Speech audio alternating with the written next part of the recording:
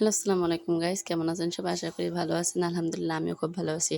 তো আজকে আমি চলে আসলাম আমার এই ছোট্ট ঘরটাকে মানে আপনাদের দেখানোর জন্য। আপনাদের সাথে শেয়ার করতে মন চাইলো। এটা নিয়ে আমার তৃতীয় ভিডিও। তো আমি এখানে চলে আসলাম। প্রথমত আমার বেডরুমটা দেখা মানে এটা হলো আমার বেডরুম। আ তারপর হলো গিয়ে তার এপাশে আছে একটা ড্রেসিং টেবিল।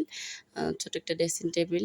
তার অপর সাইডে যে আমার বেডরুমের পিছনে ওখানে আছে আমি নতুন টেইলারিং শিখতেছি। তো সেকেন্ড ইয়ারে একটা মেশিন রেখেছি আমার এখানে, কাজ শিখতেছি। এখনও আরকি পুরোটা কাজ পারি না। একা, একা যতটুকু সম্ভব চেষ্টা করি YouTube দেখে। এখানে আছে আমার একটি টি টেবিল ছোট্ট।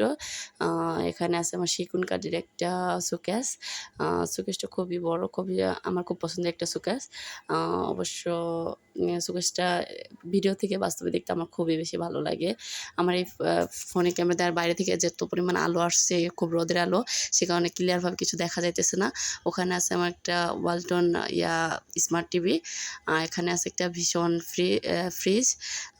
তারপরে মানে ভীষণ আমার ঘরে অলওয়েজ আমি যে কিছুই কিনি না কেন ভীষণ কোম্পানি কিনেছি।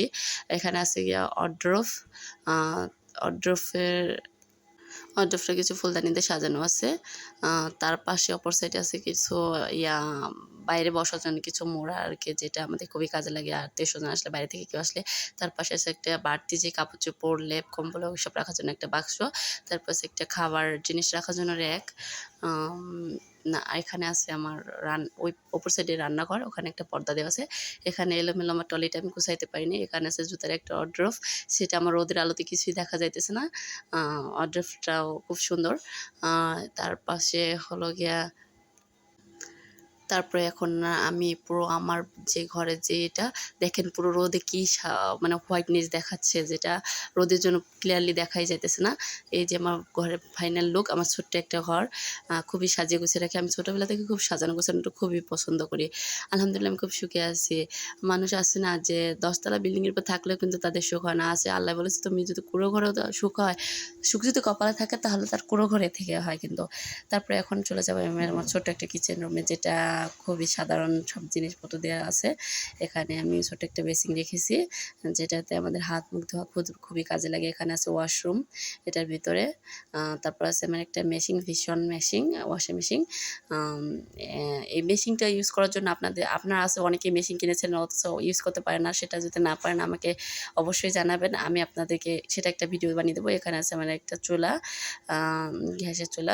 তার পাশে আছে কিছু মশলা, যেখানে আর কি সাজিয়ে গুছিয়ে একটু ছোট্ট একটা ইসের উপর। তারপর আছে আবার ভীষণ একটা রাইস কুকার। তারপর আছে ভীষণ একটা ব্লেন্ডার। আমি অলওয়েজ সব কিছু ভীষণই কিনি। আমার ঘরে আরও অনেক কিছু আছে ভীষণের, সেটা হয়তো আপনাদের দেখানো হয় নাই। এই হলো গিয়ে আমার ফাইনালি ছোট্ট একটা রান্নাঘর, কিচেন রুম। দেখেন টিনের রুমের মানে টিনের ঘর আমার কিন্তু তেমনই করে না। নিচে ফ্লোর, আমি কিন্তু ফ্লোরে রং করি নি। ওখানে আছে গিয়ে ছোট্ট একটা গোসলখানা। তো আমার যে নিচে আমি কার্পেট বিছাবো দেখে আমি নিচে হয়তো আমি রং করিনি, যেহেতু নিচে হয়তো মাটি দেখাচ্ছে, কিন্তু না, এটা মাটি না, এটা ফ্লোর করা আছে আমার ঘরে। দেখেন আমার বাইরেটা কি হোয়াইটনেস দেখাচ্ছে, একদম রোদে কিছুই দেখা যেতেছে না। এটা আমার বাইরের দিক।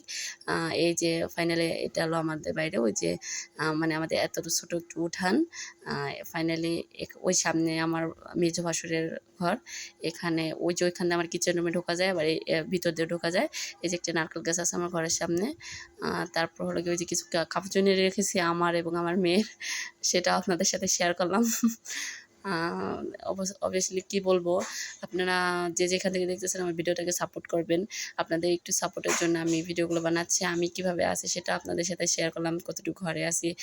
ফাইনালি এইভাবে আমাদের ঘরে মানে ছোট্ট একটা ঘর, কিন্তু আমাদের সাধারণ, কিন্তু আমার ঘরে অবভিয়াসলি জানি না কতটুকু আমি সাজাইতে পারছি। আপনারা সবাই আমাকে একটু সাপোর্ট করেন, একটু আমার চ্যানেলটা সাবস্ক্রাইব করে দিন। আমি আপনাদের থেকে এতটুকু আশা করি।